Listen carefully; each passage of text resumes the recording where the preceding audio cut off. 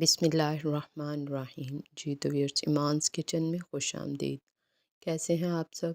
काफ़ी दिनों के बाद आज मैं अपनी वीडियो बना रही थी और उसको अपलोड करने का सोच रही थी, क्योंकि काफ़ी दिनों से मेरी तबीयत कुछ ठीक नहीं थी।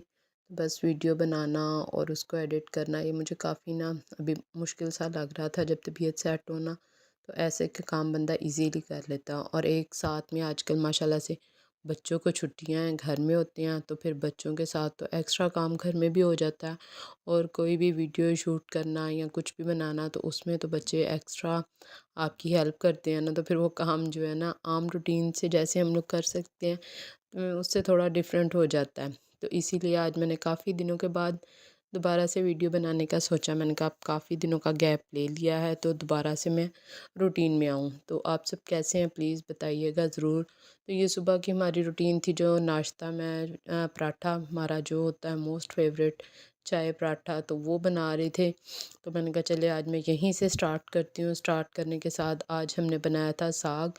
तो साग को बना के फिर उसका मैंने तड़का जो लगाते हैं ना, वो मुझे हम लोग बिल्कुल पहले इतना नहीं लगाते थे, लेकिन अब जब है ना कि वो बिल्कुल देसी तरीके से सही उसको कुंडी डंडे में जैसे या सिलबट्टे पे उसको पीस के फिर लगाएं तो बहुत मज़े का लगता है।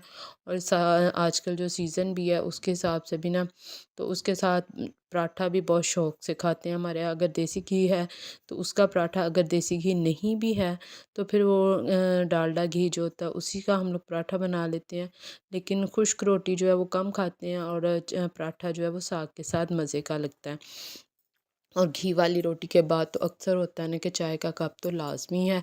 एक मौसम सर्दी का, और ऊपर से अगर चाय ना हो तो फिर बस दिन नहीं गुज़रता। तो ये चाय और पराठा ये चीज़ें तो लाज़मी होती हैं। आपके घर में कैसी रूटीन होती है? अगर साग बने या कि पराठे के बगैर भी नाश्ता कुछ लोग नहीं करते, तो हमारे तो यही माशाल्लाह से चाय पराठा और साथ में अगर साग या कोई और चीज़ है तो वो खाते हैं शौक़ से और बड़े मज़े से खाते हैं।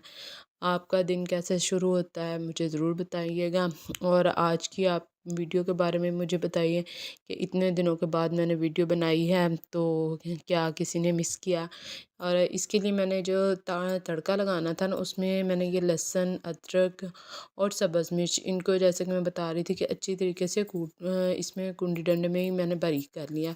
चॉपर में भी कर लेती हूँ, लेकिन उसका टेस्ट और जो इसमें हम लोग बारीक करते हैं ना, इसका टेस्ट काफ़ी मुख्तलिफ होता है। अगर आप लोग दोनों तरीके से खा के देखें तो आपको पता चलेगा। इसमें खुशबू, महक जो होती है ना, वो बहुत इसमें फ़र्क आ जाता है। मुझे इस तरीके से जो है उसका जायका ज़्यादा मज़े का लगता है। इसमें मेहनत ज़रूर थोड़ी ज़्यादा होती है, लेकिन जब इसका जायका आप बनाए ना खाएं तो फिर वो वही पुरानी सही वाली जो कहते हैं ना सही चीज़ का जायका, वो इसी तरीके से ही आता है। अब इसको आराम से मैं गरम करके तो तड़का लगाऊंगी। तड़का लगा के अगर तो देसी घी है आपके पास तो उससे लगाएं तो साग का मज़ा जो है ना वो सही देसी घी से ही आता है, सर्दियों में देसी घी और साग हो। और अगर नहीं है तो फिर ज़ाहिर बात है मजबूरी होती है, खाना तो है। अब देसी घी भी इस महंगाई के दौर में हर कोई अफोर्ड नहीं कर सकता, बच्चों के साथ काफ़ी महंगा हो गया है। और अगर तो बिल्कुल आपको सही खालिस वाला मिल रहा है फिर तो और भी महंगा है, लेकिन अगर मिलावट वाला होता है कहीं से तो उसका रेट फिर बस ऐसे ही होता है।